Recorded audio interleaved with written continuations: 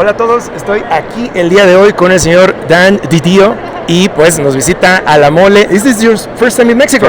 Mexico City, yes. First time in Mexico City. First time at La Mole, though. Yeah, I've been trying to come for a number of years, but my schedule never worked out. So I was very happy to make it today. And so you were here before? Never were here before. That's but I mean in the country. Oh yeah, well we've I've gone with family and friends, visiting several times. I think we were just in Cozumel a couple of years back, so it was very nice. But this is wonderful. I've always wanted to see the show, and it's been great.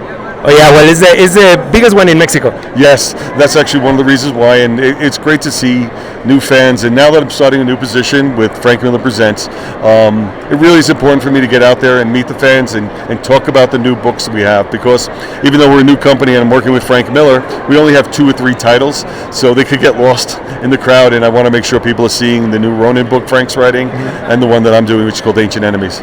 Okay, that is exactly what I wanted to ask you about. What can you tell us in general about Frank Miller Presents? Well, the idea for Frank, and I mean, it actually started by Frank and I just talking about what we love about comics and what we don't see in comics today. And we're looking for strong storytelling. We don't want to rely too heavily on variant covers. What we really, and I know what you mean. Exactly. We talk about coloring, being brighter and stronger, and making sure that people are engaged in what's going, and really try to push the medium in ways that we think it could grow. And Frank, started out years ago, 40, 50 years ago. Yeah, it's been a while.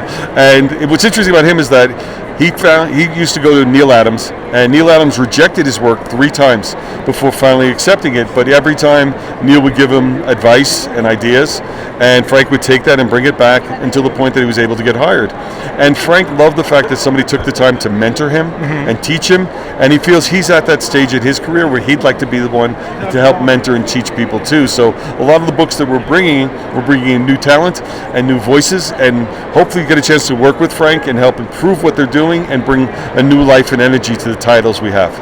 Okay, will you say, for example, that today in the American comic book industry there is a problem for accessing new readers? Maybe that problem, some people say it's because of the kind of materials that we use for the paper. It's very expensive. What do you think about it? What do you think is the main thing? It's very many ideas. I only just mentioned one. Yeah, it's a lot. I mean, even at my time in DC, we were always worried about that. And the big problem is, you have these large companies running the publishing, and it becomes about profit. Yeah, of course. And because it's about profit, if you lose readers, the easiest thing to do is to raise the price to make up for the money you lost because you don't have readers. And unfortunately, what happens, the price keeps going up, and you have less and less people here, and you're working with a very small group and a very small base. And it's not that comics are getting any weaker.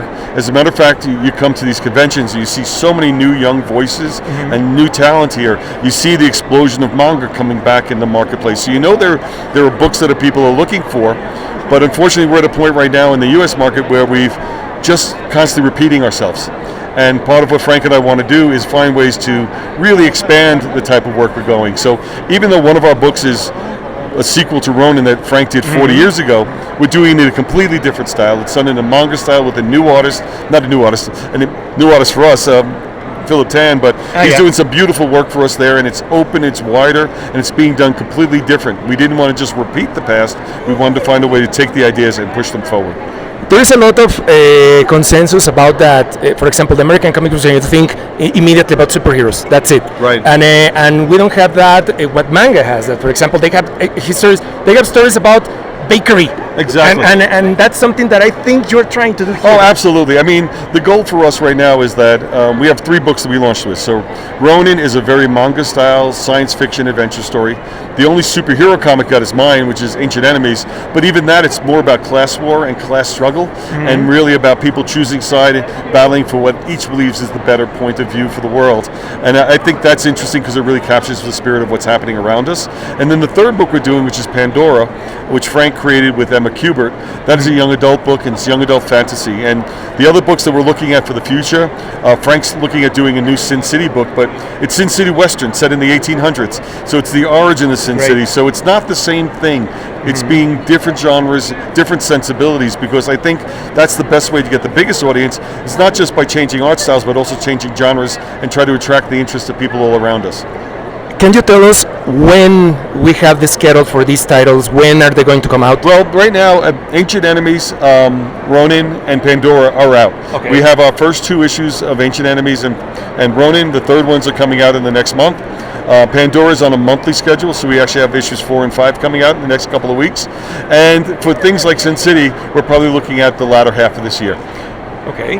For example, do you have any plans? I don't know if that's a spoiler or not. Do you have any plans or any negotiations in the near future to have those titles translated to Spanish or to sell them in Mexico? Oh, absolutely. I mean, my goal is to complete them first. Because we're a new company, there's a lot of struggles trying to get off the ground, some delays, but the goal is to make the best books possible. And once we complete those series, then we're going to be moving them out and looking to make sure we push them out internationally. Quite honestly, Frank's audience outside of the U.S. is even greater than the audience inside the U.S. And we hear a lot of people, both in Asia and Europe and in South America, about where they want to get Frank Miller print material. So we're out there trying to push it as much as we can. So we're excited about the future of what we got going on. That's great. Will you say, for example, that the Frank Miller Presents, it's your answer, your ultimate solution for the current situation of the industry, for the current... It's hard to say that. You know what? We're doing what we believe is the right thing to do. Exactly.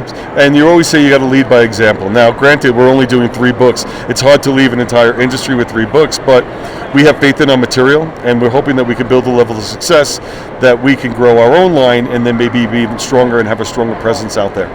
Okay, thank you very much. And last question. How do you see everything for you, Frank Miller Presents, and the comic book industry in general from now to 5 years? I'd love to be here. 5 years in the future. I'd love to be working 5 years from now. I mean, right now I'm working 1 month at a time. That's the way these books come in. But the main goal is to stay focused on the creative. We're not going to be able to control the industry with what we do.